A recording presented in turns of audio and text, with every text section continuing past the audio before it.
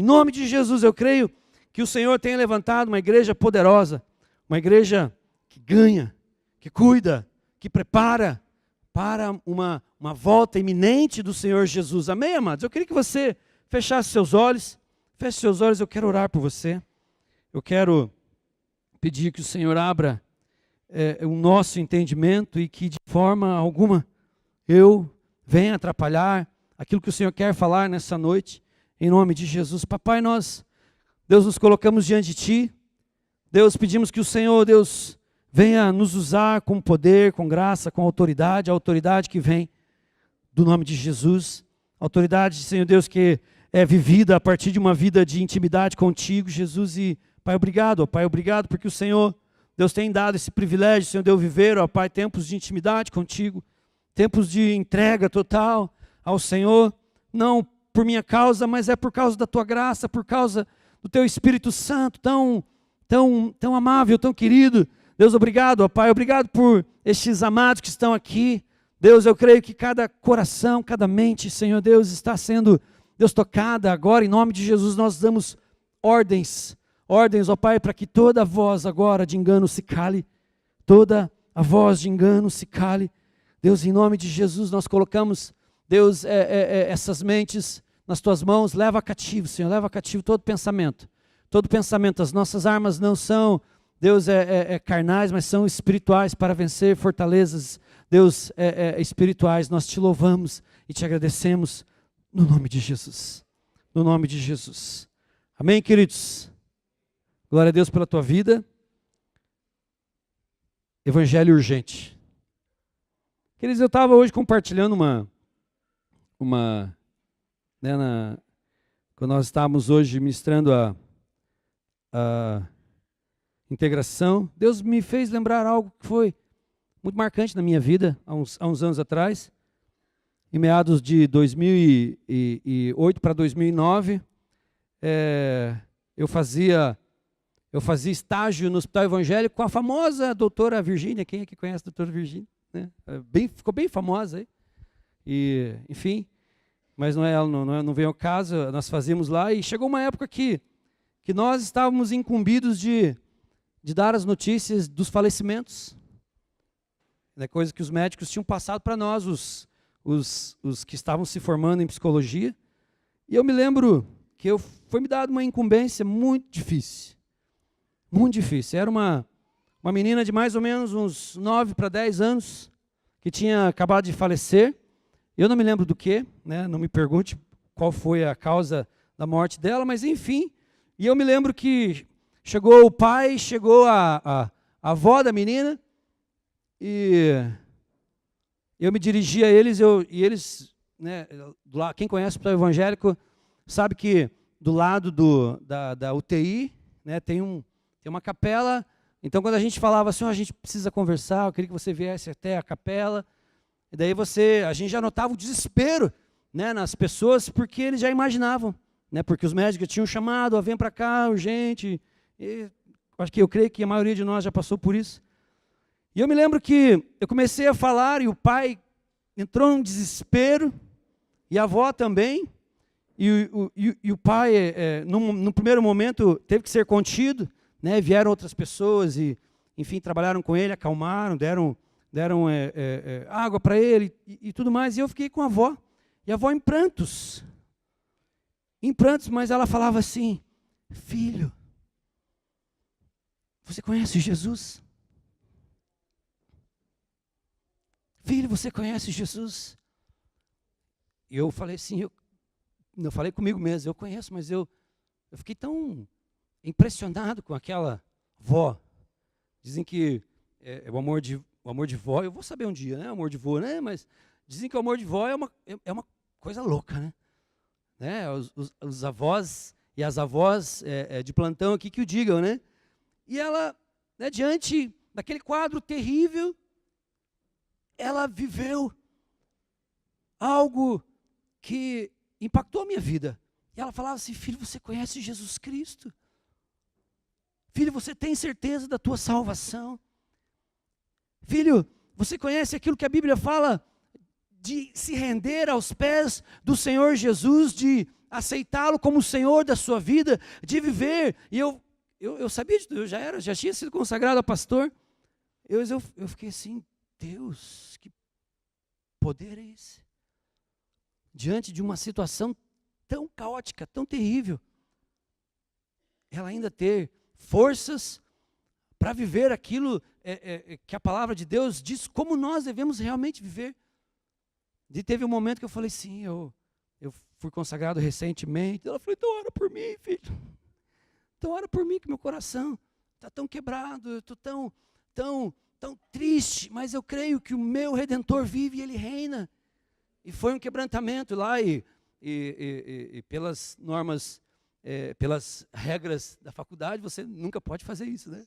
Não pode, mas eu falei assim, Deus, o teu evangelho é muito mais importante. Se eu tiver que perder, se eu tiver que reprovar, se eu tiver que, enfim, sofrer qualquer dano sobre a minha formatura, enfim, o meu curso, eu vou sofrer, mas eu quero viver isso. E, queridos, hoje mesmo eu lembrei, e eu fiquei tão impactado com isso, e me lembrei do apóstolo Paulo. Amados, o apóstolo Paulo deixa muito claro, e eu quero ler com vocês, abra comigo, lá em 1 Coríntios 2, de 1 a 5. A carta aos Coríntios, ela foi escrita mais ou menos no ano 55. A cidade de Corinto era uma grande cidade do Império Romano, uma cidade muito promíscua, uma cidade muito religiosa, uma cidade onde tinha muita, realmente, promiscuidade. Era uma necessidade urgente de uma intervenção dos céus naquele lugar. E quando o apóstolo Paulo ele vai para aquele lugar, e dizem os teólogos e os estudiosos que ele tinha acabado de vir mais ou menos de Atenas, e eu creio que ele foi para Atenas e ele ficou tão enojado com a sabedoria humana, né?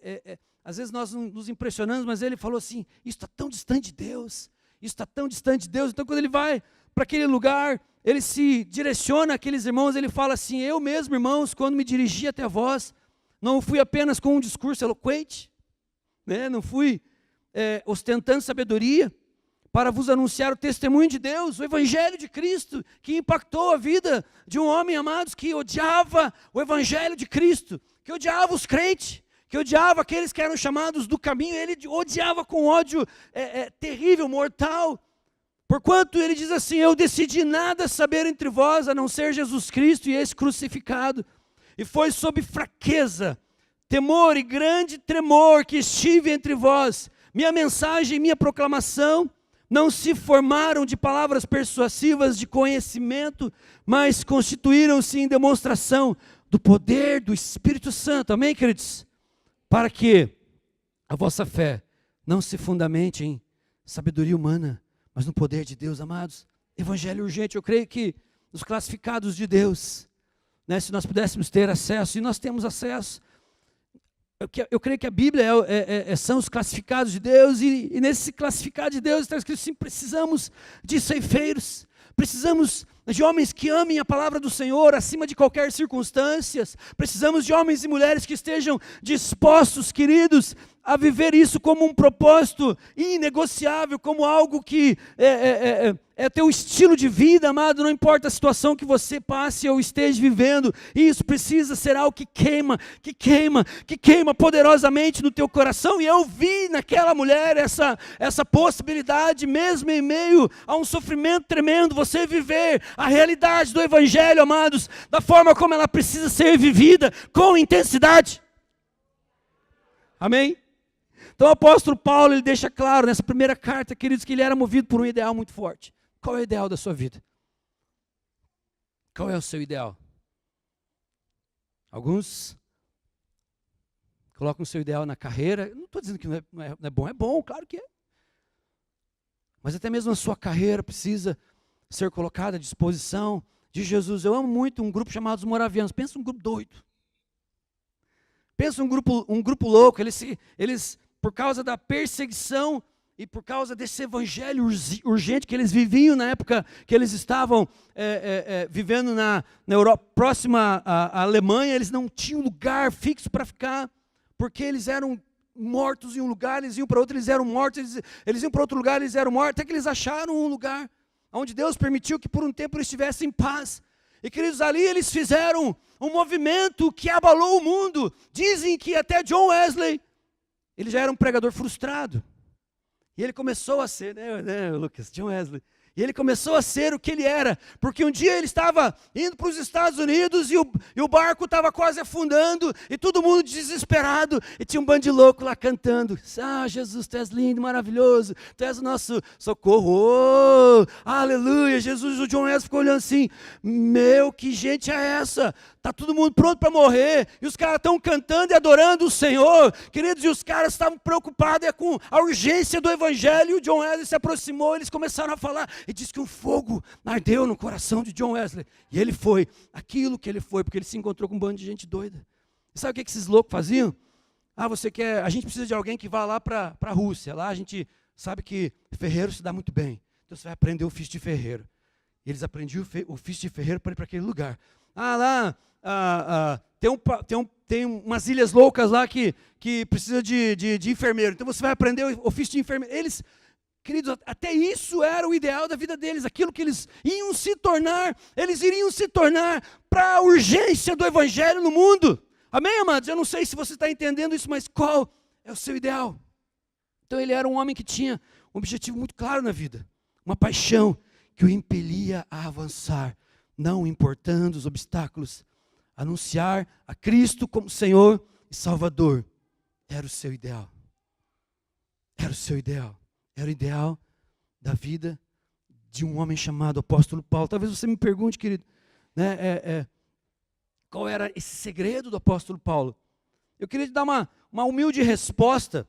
Eu escrevi algumas coisas aqui a partir da minha compreensão.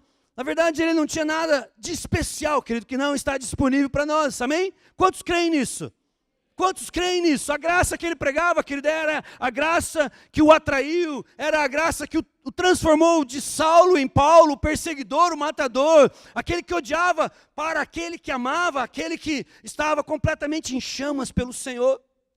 Queridos, ele não tinha nada de especial, na verdade, ele tinha um passado vergonhoso. Talvez você tenha um passado vergonhoso. E se você lê nas cartas do apóstolo Paulo, ele sempre se lembra, eu era isso, eu era aquilo, mas pela graça do Senhor, eu fui o menor de todos os apóstolos, mas eu mesmo sendo o menor de todos os apóstolos, eu trabalhei mais do que todos. E aquela palavra a gente entende, amados, mais do que todos os outros apóstolos juntos. E ele nunca esquecia, amados, até mesmo as coisas que eram certas na vida dele. Ele transformou tudo isso como instrumento. Diz lá em Filipenses 3,7, tudo que para mim era lucro, passei a considerar como prejuízo pela causa de Cristo. Sabe o que ele fazia com tudo isso? Não que era tudo jogado fora, mas tudo se transformava em adubo para algo maior. Amém? Tudo aquilo que ele aprendeu aos pés de Gamaliel se transformou em adubo para algo maior. Tudo aquilo que ele aprendeu com a filosofia grega se transformou em adubo para algo maior, tanto que nos lugares que ele chegava, ele impactava. Amados, ele chegou em Atenas, ele viu um templo lá, o Deus desconhecido. Ele falou, aqui é o lugar do evangelho urgente, aqui é o lugar da urgência do evangelho, aqui eu vou me posicionar. E diz que ele se posicionou, e as pessoas ficaram, nós queremos ouvir sobre isso, nós queremos ouvir mais sobre isso, volte aqui outros dias. Amados, um homem que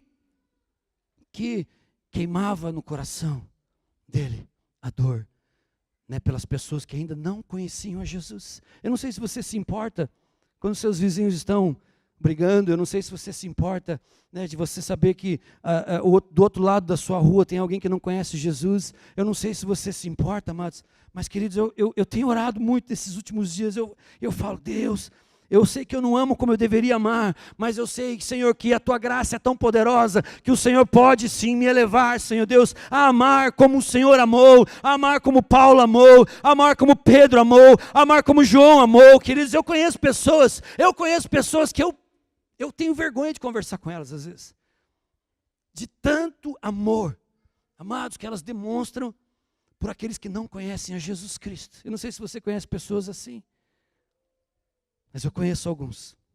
Mas então Paulo, ele tinha uma vida difícil, ele enfrentou perseguição, numa cidade que ele começou a evangelizar em Damasco, queridos. Ele evangelizou, ele falou do amor de Deus, ele correu perigo de morte. E talvez a gente, lendo o Evangelho, talvez você, se você nunca leu o Evangelho, você fica imaginando, Deus vai mandar um livramento, vai mandar ali sei lá, uma carruagem de fogo. Vai mandar ali um redemoinho para arrebatá-lo daquele lugar. Não, amados, ele teve que descer, né? Como um bandido, pendurado por uma corda num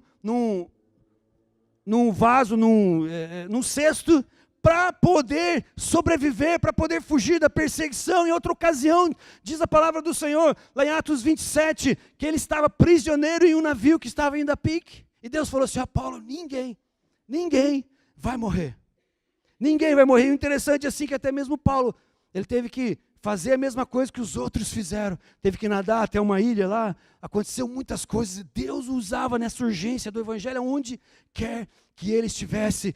Queridos, não importando aquilo, né, como era a atualidade da vida dele. Amados, qual é seu ideal de vida? Qual é o meu ideal de vida? Paulo não tinha nada de especial que não esteja disponível. No entanto, amados, o que nós podemos dizer que ele tinha de especial era algo que consumia o coração dele. É isso que nós temos visto, amados, que tem feito falta nesses dias. Queridos, quando eu me ajoelho, o Espírito Santo vem me desafiando, ele fala assim, Jefferson, falta-lhe algo. Eu não sei se só eu que sinto isso.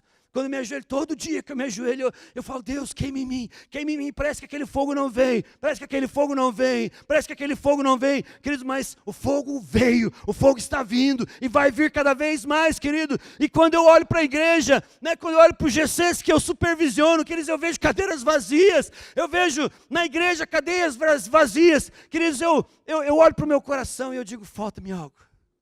Eu não sei se você é uma dessas pessoas que são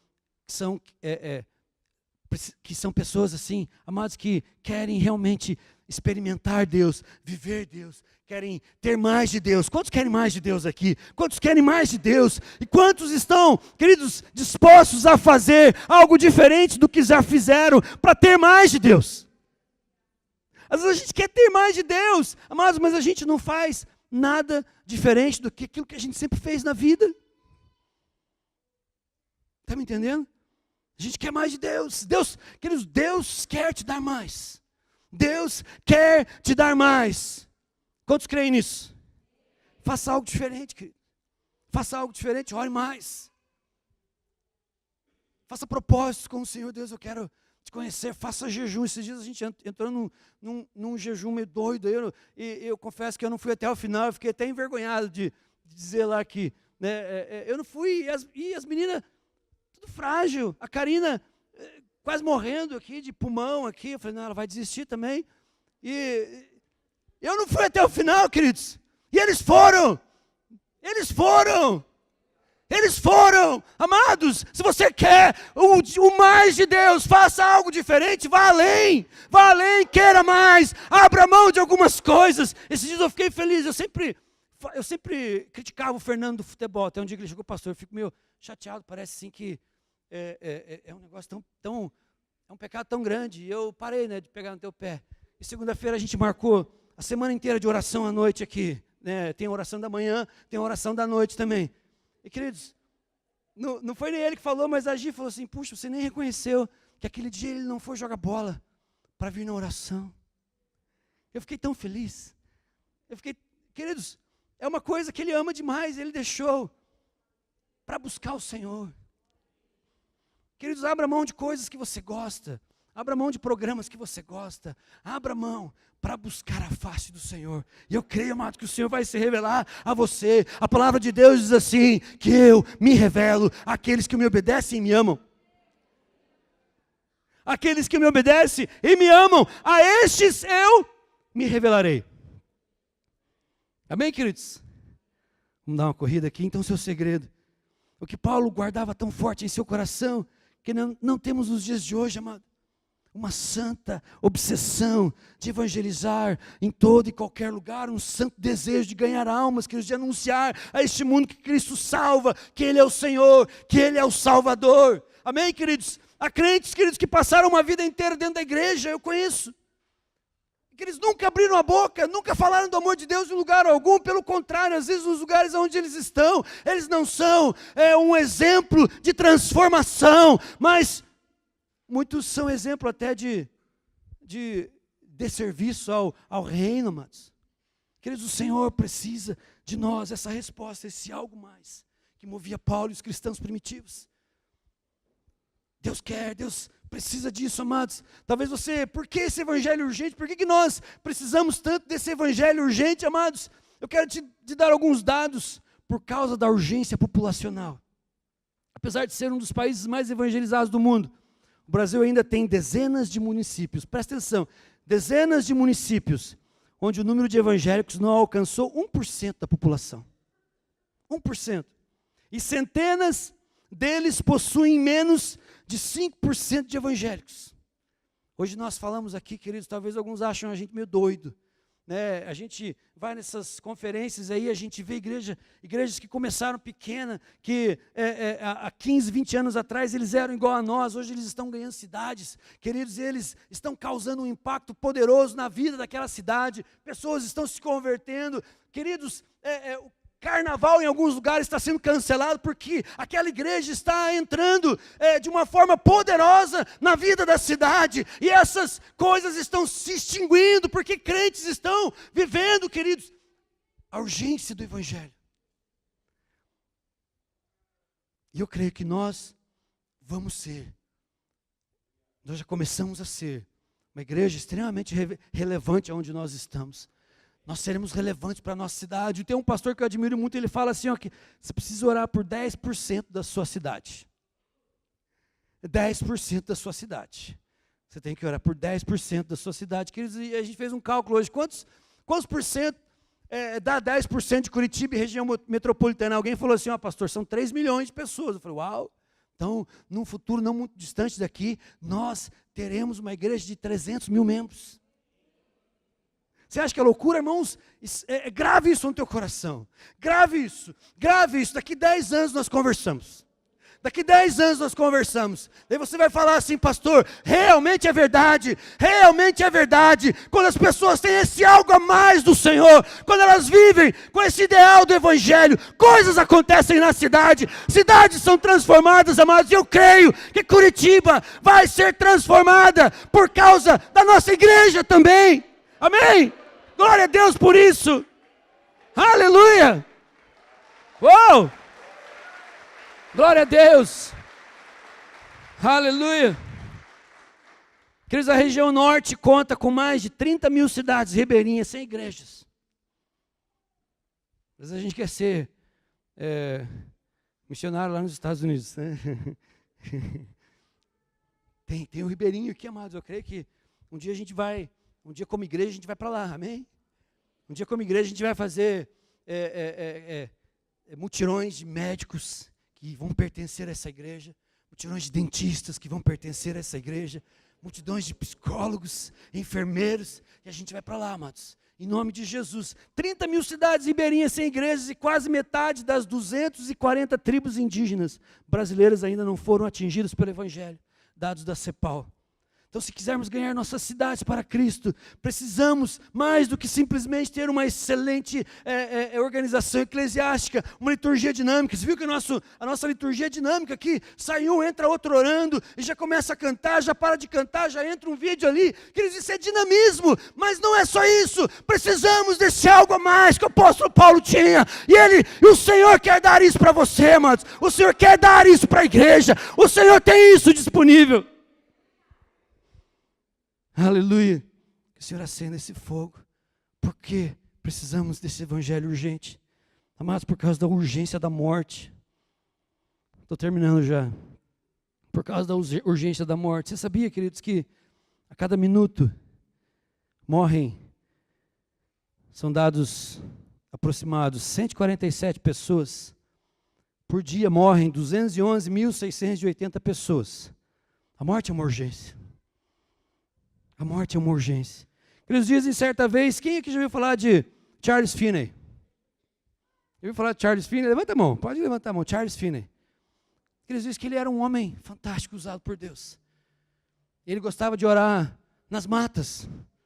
Diz que ele buscava nas matas e ele sabia quando a unção do Senhor estava, quando aquela unção que quebra o jugo estava começando a deixar ele, quando ele deixava de buscar mais o Senhor. Que ele sabia quando ele começava a usar muito da inteligência dele. Ele era um homem, queridos, extremamente inteligente. E quando ele tinha que usar demais a inteligência dele para que as pessoas se convertessem a Jesus, ele sentia, está indo embora isso. Então ele gastava dias nas matas, orando ao Senhor, em jejum e oração. Ele disse que numa dessas incursões que ele fez na mata, Deus deu uma visão para ele. Deus deu uma visão de almas de homens e mulheres caindo no inferno como uma cachoeira. E a partir disso ele mudou a sua vida. A partir disso ele mudou a sua vida. Almas de homens caindo para o inferno como cachoeira. Amados, eu não sei se isso te incomoda, mas me incomoda. Eu não sei se os seus vizinhos que não conhecem a Jesus te incomodam, mas isso me incomoda. Eu não sei se esses bancos vazios nessa igreja te incomodam, mas me incomoda. E eu queria que você saísse daqui hoje muito incomodado. Muito desafiado. Ah, pastor, mas o meu GC está tão chato. Está chato por causa de você, querido.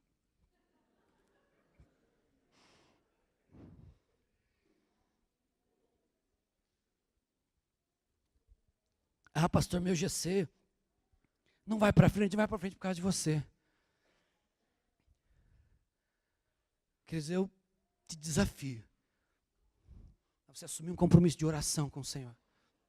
Um compromisso de busca. Nem que seja só você. Hoje esse menino, ele é líder dos jovens lá da igreja de Marília. Ele ficou no lugar do Claudinei, um homem de Deus também. E diz que quando ele se converteu, porque alguém fez jejum de 40 dias por ele, né? Foi, né? Por ele, né? 40 dias, né? Ainda bem que ele era bem gordinho. Sempre quando a gente fala assim, a gente acaba colocando o olho sem querer num gordinho, né? E ainda bem que ninguém viu quem eu olhei. E diz que alguém pagou um preço de jejum de 40 dias para que esse menino, de quem eu vou falar, ele era um dos DJs mais top de Marília. Ele era o cara que todo mundo queria na festa dele, tocando em rave e tal. E o Claudinei, um pastor que se aproximou dele, falou assim, Deus, eu vou pagar um preço diferente pela vida desse menino. Eu vou jejuar 40 dias só na água. E eu creio que ele fez isso mesmo, amados. Ele contou isso num testemunho lá na imersão que a gente foi em Marília. E ele ficou 40 dias. E ele fez uma amizade muito grande com esse menino. E ele se afastou um pouco para poder cumprir esse propósito. Porque sempre quando ele chamava esse menino na casa dele, esse menino quando chamava ele era para comer, tomar café, venha jantar, venha comer pizza. E de repente ele parou. E esse menino via que o Claudinei estava emagrecendo. Ele falou, será que o Claudinei está morrendo? Deve estar com câncer. Que emagreceu, está magro. Ele disse que ele ligava, Claudinei, está tudo bem com você? Não, filho, está tudo bem, está tudo certo, está tudo certo, está tudo certo, tudo certo. E quando estava quase para entregar, ele parou, o pastor Claudinei falou assim, o que está acontecendo com você, cara? Você está morrendo? Ele falou, cara, estou morrendo sim, cada dia eu morro, matando minha carne, para que Deus gere vida em você. Ele, como assim gere vida em mim? Cara, eu fiz um propósito para que Deus salve a tua vida. E ele contando, ele fala assim, quando ele falou para mim, cara, alguém fazendo um propósito por mim de 40 dias. Eu preciso conhecer então quem é esse Jesus. Eu preciso saber quem é esse Jesus. Ele disse que ele foi uma bênção, hoje ele é um homem usado por Deus, hoje ele é o líder dos jovens lá.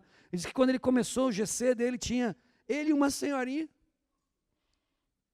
Ele e uma senhorinha e daí eles falavam, tá muito chato o nosso GC. Eles chamam de célula lá, né? Saudosa célula. Eu gosto de nome célula. Amém, mas glória a Deus pelo GC. Nosso grupo de célula, que nem dizem alguns, né? O GC. E ele disse que ele falava para essa senhorinha assim, não vem ninguém aqui. Está tão chato aqui. E a senhorinha falava assim, vamos fazer um propósito de oração, então vamos mudar esse cenário. Ele, então tá. Nós dois. Custe o que custar, o tempo que for. Vamos ser indesistíveis. Eu falo assim, você pode ser cansável, você se cansa, mas não desista. Amém? Diz que eles começaram, passou o tempo e nada acontecia. 1 mês nada acontecia, 2 meses nada acontecia, 3 meses nada acontecia, passou alguns meses. Só os 2, de repente começou a vir pessoas. E queridos, aquele GC, a antiga célula, lá eles chamam célula, né? Tá, então, a antiga célula. A última vez que eu fui lá, aquela única célula se transformou em 300 células. 300 células, queridos. Porque pessoas deixaram que esse a mais que tinha no apóstolo Paulo, disponível dos céus para as nossas vidas, contagiasse a vida dele. Mas eu queria que você fechasse seus olhos. Tem tantas coisas que eu queria falar aqui ainda, mas nosso tempo é tão curto. Mas eu creio que você entendeu aquilo que o Senhor quer da tua vida. Feche teus olhos. Amados, não... Esse evangelho urgente, como é possível alguém conhecer o gozo da salvação e não compartilhar? Impossível. Como é possível? Não existe, amados. Eu queria que o Senhor falasse no teu coração. A palavra de Deus diz que quando nós participamos da ceia do Senhor, nós temos que fazer isso em memória do Senhor, em lembrança de tudo aquilo que Ele fez, de tudo aquilo que Ele passou pelas nossas vidas, amados. Em lembrança daquilo que Ele viveu na cruz do Calvário, do sacrifício dEle naquela cruz, daqueles momentos de dor, daqueles momentos de tristeza, daqueles momentos de sofrimento. Queridos, nós devemos, amados, valorizar a grandiosidade do Evangelho, valorizar a grandiosidade da graça do Senhor que está disponível às nossas vidas, amados, e nós não podemos ficar aquém daquilo que movia o coração de Jesus. Às vezes você gosta tanto de vir na igreja, já é um crente de banco, já gosta tanto desse teu banquinho, de ficar alisando ele, amados, mas amados, você não foi feito, queridos, para ficar ali lustrando banco em igreja. Não, você foi feito, amados, para viver este fervor da graça do Senhor, este fervor evangelístico, este fervor da palavra. Você precisa ser incendiado, eu preciso ser incendiado, e quando nós somos incendiados, amados, nós incendiamos os lugares onde nós passamos. Comecei a pedir: Senhor Deus, traga esse fervor no meu coração. Mas muitos crentes aqui, eu já vivi isso na minha vida. Eu era crente até enquanto a minha conta estava boa, enquanto a minha saúde estava boa, enquanto as coisas que eu gostava estavam indo da forma como eu queria. Mas a partir do momento que eu comecei a perder, eu tinha essa experiência de falar: puxa Senhor, será que vale a pena te servir? Não, querido, não é isso que tem que te motivar. O que precisa te motivar é o amor de Cristo pela tua vida, é o teu amor de Cristo pela tua vida. Isso é inegociável. Não é que você não vai ter tristezas, decepções, mas o Senhor vai estar contigo. Ele disse: no mundo tereis aflições, mas tende bom ânimo, eu venci. Então é possível você vencer o mundo. Senhor, incendeie o teu coração nessa noite. Você vai participar da ceia do Senhor. Eu queria que você ficasse de pé, aqueles que vão participar da ceia do Senhor. Eu queria que você, em reverência à palavra, em reverência à presença santa do Senhor Jesus aqui neste lugar, você começasse a perguntar para o Senhor: Deus, o que o Senhor quer que eu faça de diferente? O Senhor quer que você, amados, tenha mais constância na sua vida de oração. Tudo começa por oração. Tudo começa por oração. Deus escolheu a oração e ela nunca vai cair de moda. Não importa se inventaram o Facebook, inventaram o Instagram, inventaram o celular, inventaram tantas coisas, mas querido, nada vai ser inventado que vai substituir uma vida de oração, de devocional, de busca, de quebrantamento, de entrega na presença do Senhor. E a partir do momento que você começar a viver essa realidade, Deus vai trazer este algo a mais que tinha abundância na vida do apóstolo Paulo. E você vai começar a perceber que aonde você estiver, você vai começar a dizer: Deus, Usa-me neste lugar para falar do teu amor. Quando você estiver jogando bola com os teus amigos, você, Deus, cria uma oportunidade para eu falar do teu amor. Lá na tua empresa você vai falar, Deus gera oportunidade para eu falar do teu amor, para eu falar da tua graça, para eu falar da tua misericórdia, para eu falar do teu perdão. Querido, que isso queime no teu coração.